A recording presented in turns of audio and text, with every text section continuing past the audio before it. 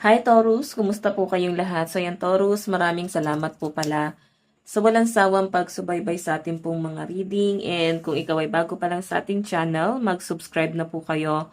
Then i-click mo na rin yung ating notification bell para lagi kang updated sa ating mga bagong upload. And guys, sa mga interested naman sa ating private reading ay nasa description box below lang po yung link ng Facebook ko, message lang po kayo. Okay, so tignan natin. Again, Taurus, ang reading natin ay general reading lamang. So, take what resonate and leave what doesn't. And kung gusto nyo pa guys ng additional guidance, maganda pa rin na alam nyo inyong Sun, Moon, Rising, and Venus sign. So, by the way, tignan natin. Taurus, Sun, Moon, Rising, and Venus sign ganap sa inyo.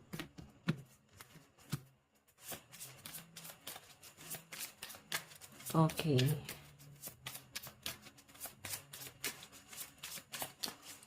Taurus, meron tayong, ayan, nakikita ko mukhang may conflict kayo sa financial. Nandun sa point na medyo cold na rin yung relationship niyo ng person mo. Medyo nagiging cold kasi parang may problema pero hindi siya guys pinag-uusapan, no? Kumbaga ramdam nyo or nararamdaman mo na parang nanlalamig or parang meron siya malalim na problema, mukhang meron siya malalim na pinagdadaanan. Nakikita nyo guys or ramdam nyo pero hindi nyo siguro guys ma-open or ayaw nyo guys tanungin kasi nandun yung parang pag mataas kasi yung respeto mo sa isang tao, natatakot kang i-approach, no? Parang mas gusto mo na parang kusa niyang i-open, no? So, yan, nakikita ko dito, Taurus, pwedeng may mga, frustration dito sa relationship na to and mukhang may pinagdadaanan ka o yung person mo. I think sa pera, basta parang medyo cold, tapos makakaramdam ka ng parang awa sa partner mo kasi pilit mo siyang inuunawa yung sitwasyon niya ngayon. So, by the way, tingnan pa natin. Meron tayong anti-whisper. Ayan. So, parang may mga Taurus dito na parang medyo kayo, nangihina, no? Parang kayong trap, di kayo makagalaw, or masaya ka naman Yun yung pinapakita sa akin. Pero yung saya na yun, hindi na siya guys nag-improve. Ganon sa relationship, pwedeng masaya ka sa relationship yun ng partner mo, nag-e-enjoy ka naman. Pero parang hindi na siya guys nag-improve or hindi na kayo guys umusad. Ganon yung nakikita ko rito. Kaya medyo makakapil ka ng frustration. Pero kahit ganon, makikita mo naman na na masaya naman kayo I think medyo kontento ka naman. Kontento ka naman sa sitwasyon nyo. Pero nakikita mo lang parang yung partner mo yung hindi nakokontento rito. Mas nakikita mo na meron siya malalim na pinagdadaanan. So, parang natatagdagan pa kayo ng problema. Pero kahit ganun guys, parang ina-assume nyo ng partner mo na kailangan natin maging masaya. Wala tayong choice Parang ganon. Pero may nakikita na akong frustration dito. Normal naman guys sa relationship yung yung nalulungkot, minsan masaya, minsan malungkot. Ganun din naman guys kahit single, 'di ba? I think kailangan mahanap nyo lang din yung happiness nyo or kailangan mapagtagumpayan yung dalawa. Okay? Mapag-uusapan naman to. So by the way, tignan pa natin. Additional message.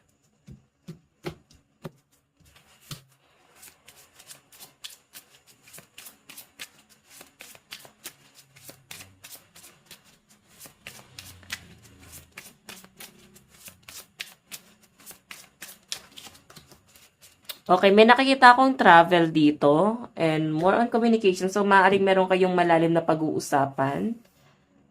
Meron ako nakakitang travel din na paparating sa inyo. I think may mga Taurus dito na meron magbabiyahe sa inyo. Mother nyo ba to? Kung nasa malayo or may relocation, lilipat ng bahay. Ganun yung nasasagap ko dyan. So, may magta-travel dyan sa nakikita ko dito guys, okay? So, siguro makaka-feel ka ng parang kaginhawahan or kahit paano makaka-feel ka na para magiging payapa ka or mas magiging magaan sa buhay mo to. Okay? Parang makakatulong sa pinagdadaanan ng mga Taurus, no? So, by the way, tignan pa natin Taurus. Additional message para po kay Taurus. Taurus, Sun, Moon, Rising, and Venus sign. Meron tayong the Star. So, yun. Totoo naman yun, guys. Gagaan ang buhay pag may katuwang. And, gayon, kung meron kang pinagdadaanan, maganda pa rin na i-open mo pa rin yun sa ibang tao. Kailangan maging ano ka, vocal ka, no? Huwag masyadong kimkimin kasi baka sumabog ka kung may pinagdadaanan ka, kung medyo mabigat, kung medyo hindi ka na kampante, kung medyo hindi ka comfortable dun sa sitwasyon, pag-usapan nyo ng partner mo or kung sino mas malapit or kung sino yung tingin mo is pwedeng makatulong sa inyo para mapag-usapan kung paano siya guys susolusyonan, okay? So, by the way, tignan pa natin, Taurus. Kasi meron namang willing tumulong sa inyo eh. So, Taurus, meron tayong The Woodsman. Ayan, medyo nasa ano kayo guys, nasa hermit mode kayo ngayon, no? May mga pinag-iisipan kayo. Tahimik naman yung buhay na nakikita ko sa mga Taurus, payapa naman. Pero ramdam mo na mukhang meron kang mabigat na pinagdadaanan and ganun din yung partner mo. Okay, hindi nyo mapag-usapan kasi baka sumabog kayong dalawa or maging gulo or pag-aaway to. Parang ganun yung nasasagap po dyan. So, by the way, meron tayong Six of Cups. May mag-offer talaga ng tulong. So, yon pwedeng mapapagaan itong taong to yung kinikimkim mong problema. Basta merong darating na tulong sa inyo. Okay? So, ayan, mother figure. Siguro iba sa inyo, nalulungkot kayo, namimiss niyo ba yung lolo't lola nyo, mga magulang nyo, pwedeng malayo sa inyo.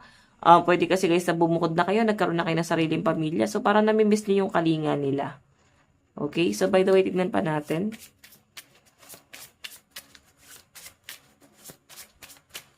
Meron tayong Knight of Pentacles. So, yung nakikita ko dito, guys, Knight of Pentacles kasi, ano siya, parang may opportunity na paparating. Pwedeng matagal nyo itong inantay. Yun nga lang guys, parang lalo ka nang nabaon sa responsibilidad. So, ngayon nawalan ka na ng, ng time or wala, parang hindi mo na kayang isingit pa itong mga opportunity darating sa inyo or dumarating sa inyo. Yun po yung pinapakita sa akin. Okay? So, by the way, tignan pa natin. Taurus, Sun, Moon, Rising, and Venus sign.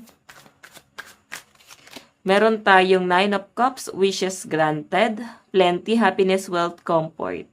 So, yung nakikita ko dito, Taurus, I think medyo nagiging emotional ka lang. Kasi mukhang masaya naman yung nakikita kong paparating sa inyo eh. Hindi mo lang siya guys gano'ng ma-appreciate talaga. Medyo may pinagdadaanan or medyo nagiging emotional yung ibang Taurus na nasasagap ko rito. So, by the way, meron tayong Two of Swords. Ayan, decision, waiting, solitude, block, balance, trap. So, iba sa inyo guys, meron kayong kinikimkim na sama ng loob or galit or pwedeng sa ibang tao to, pwedeng vice versa. Ngayon nakikita ko nagkakaroon ng hesitation dito kung i-open pa ba to or parang hayaan na lang. So, yun nakikita ko rin dyan guys. Medyo undecided ka sa sitwasyon na meron ka ngayon. Parang piling mo hindi ka makausad. Parang hindi ka makagalaw, parang hindi nag-i-improve, pabago-bago din yung mood. So, medyo irritable, minsan masaya, minsan malungkot. So, stress. Yun yung nakikita ko sa mga Taurus dito. And isa pa, guys, sa halip na problemahin yung problema is parang iniisip nyo ano yung pwedeng maging solusyon. So, napaka-practical and paano ba? Parang napaka-wise nyo mag-isip pagdating sa sitwasyon, kumbaga napaka-matured, yun yung pinapakita sa akin dito guys, okay? So, moving forward, yung nakikita kong energy, kailangan mo lang mag-decide ano yung mga pwede mong solusyon or ano yung mga dapat mong gawin and may mga demand ka dito. So, ibig sabihin, may paraan, okay? Hindi ka lang guys makapag-decide pa dito. So, by the way, tignan natin ano naman ang advice para kay Taurus. Advice para kay Taurus. Taurus, Sun, Moon, Rising, and Venus sign. Ano yung advice para sa inyo? Meron tayong go for it, New Moon in Aries. Okay. So, ang nakikita ko dito, itong New Moon in Aries, ano siya? Matatag si Aries. So, ina-embody mo si Aries. Go for it. Kung ano man yung mga iniisip mo ngayon, kesa kimkimin mo yan or mapuno siya sa dibdib mo, is ilabas mo. Daw nandun yung challenge. Ganun talaga. Okay, ganun talaga. Kailangan mo lang ilabas para makita mo kung sino yung totoong nakakaintindi, totoong nakakaunawa. So, yan mo lang sumabog ka. 'Di ba? So, ina-embody mo si Aries, kailangan mo maging strong, medyo matigas ang ulo, medyo may mga Aries dito na parang ano ba, parang introvert, no? Or may pagka, ano, parang hindi belong, or may pagka-others energy daw kayo. Sa mga susunod na mga araw, parang ayaw nyo muna masyado ng kasalamuha, or ayaw nyo ng ibang tao. So, yun yung nakikita ko dito. So, by the way, Taurus, ito lang pong inyong reading. Maraming salamat po. God bless and love you. Bye-bye.